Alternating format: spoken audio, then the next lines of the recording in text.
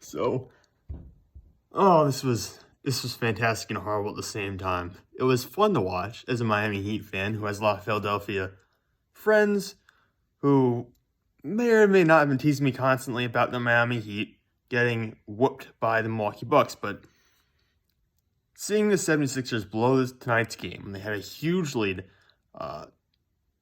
it makes me feel a little bit better, to be honest. It satisfies my soul. But I guess we have to talk about this game a little bit. The Atlanta Hawks come back in the fourth quarter. They outscore the 76ers in the fourth quarter 40-19. They win 109-106. The 76ers could not buy a bucket in the fourth quarter. They could not buy a bucket in the final minutes. And the tragic collapse, at the very end, is just going to be encapsulated entirely by what happened to Joel Embiid at the free throw line. So they're down by 3. Joel Embiid gets fouled. There's a blocking call. He goes to the line, there in the bonus, shoots 2 free throws, misses both of them, and Atlanta gets the rebound. Joel Embiid, up to that point in the game, had not missed a free throw. He was perfect on that. I believe he was 11 for 11. Yeah, he was 11 for 11 before going to line there. He misses both free throws. And, of course, Philadelphia goes on to lose the game. Now, of course, you can't blame Joel Embiid for this by any means. Even though it's going to be the highlight everyone's going to look at for the next week or until at least the next game comes around, it might be the highlight that everyone's going to point to for the next couple of years if Philadelphia somehow ends up losing this series. But it's not going to be on Joel Embiid. This game's not his fault. He was 12 or 20 from the floor, scored 37 points. That's the most on Philadelphia's team. Only Seth Curry was the only other player who actually scored double digits. He had 36. No other Philadelphia 76er had more than 10 points. Tobias Harris, who you're paying a lot of money, 2 for 11. 0 of 3 from three-point land, 4 points. Negative 10 box plus minus. Ben Simmons, you're paying a lot of money, 2 for 4. He shot 4 shots all night. 4 for 14 from the line. They were hacking at this guy early on in the third quarter. He's 4 for 14 from the free throw line. 9 assists, 4 rebounds, plus 7 boxes minus 8 points for the entire game. You're paying him a lot of money. Seth Curry, as I mentioned, phenomenal night. 7 of 12 from three-point land, 36 points. Great night for him. Korkmaz, 2 for 7, 8 points. The bench had 13 points for Philadelphia. And as a team, the 76ers had 15 turnovers.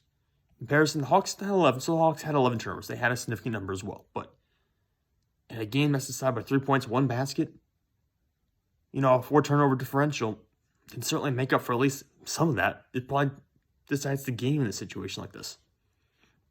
You have to give the Hawks credit for handling their business. Trae Young, 17 of 19 from the free throw line. They were 78.6% accurate from the free throw line overall. In comparison, Philadelphia is 60.5%. And this is why coaches will harp on things like free throws, things like turnovers. They're really basic stuff. Because in reality, the free throws, if Simmons hits 50% of his free throws, it's a tie game going to overtime. If he hits 55% of his free throws, Philadelphia wins in regulation. It's that simple. You can take your finger, you can point at Doc Rivers, you can point at Ben Simmons, you can point at Tobias Harris. Those are the 3 guys you have to blame the most for this loss. And to be honest, Thibault, I love Thibault. He's one of the best defenders in the NBA. He was not that good tonight. Negative 17 box plus minus. And obviously that comes from guarding Trae Young most of the time, but he was not as good tonight as he's been in the past. Still held Trae Young to a decently low field goal percentage, only 10 or 23 when he was guarding him. Well, 10 or 23 overall. I don't know how often he's guarding him. That plays into that, what he was against Thibault specifically. And, this was a night Philadelphia had a huge lead. They outscored Atlanta by, 14 in the first quarter. They outscored them by 8 in the second quarter. And Atlanta only outscored Philadelphia by 4 in the third. So they had a massive, massive lead going to the fourth quarter. Let me just do some quick math here. I'm not good at math. I'm not a math major, so give me a second. 14 plus 8. This is where I need video editing. 14 plus 8. It's worse because I'm doing it live. 14 plus 8. 22 minus 4, 18. So Philadelphia had 8. That took way too long. Philadelphia had an 18-point lead going into the fourth quarter, and they just blew it. And I believe the largest lead they had in the game at some point was over 20 points. I But I'm not going to try to do the math right now because you still have a long time. We just do that one. So Philadelphia blows a massive lead. Joel was obviously still hobbled and he's limping at various points throughout the game. Ben Simmons still can't hit free throws. Tobias Harris is still streaky.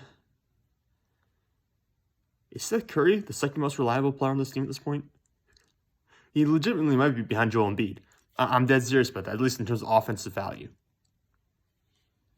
So, looking at this team, I mean, and the bench does nothing. Like, Hill has been absolutely useless for them since trading for him. He hasn't done much for them at all. Shake Milton, again, a streaky player. Dwight Howard doesn't offer you much in this kind of matchup where you need to score from the outside a little bit. I think maybe they abandoned him too quickly. I don't know. The offense doesn't run through Dwight. Dwight's not that kind of player anymore. So it's just very, I don't know where you go from here. If you're Doc Rivers, you have to change everything up. You have to do everything differently. You can still feed Joel Embiid, obviously. You still go through that. You still play Seth Curry a crap ton of minutes. He has to be in the starting line moving forward. He just has to be after what he did tonight. And it's just a question of, Trae Young, he held him to a fairly low field goal percentage. Granted, he went to the free throw line way more than you need him to. He went there 19 times. Can't let that happen again. But, I mean, they only made, as a team, made 45.9% of their field goals. Sorry. That's not a fantastic amount. 34.6% from three. You held them to a pretty low 3-point percentage. You yourselves, the 76ers, shot 43.3% from three. So really, there's no excuse for losing this game. Absolutely none. You can't go into the podium. You can't make it any kind of excuse.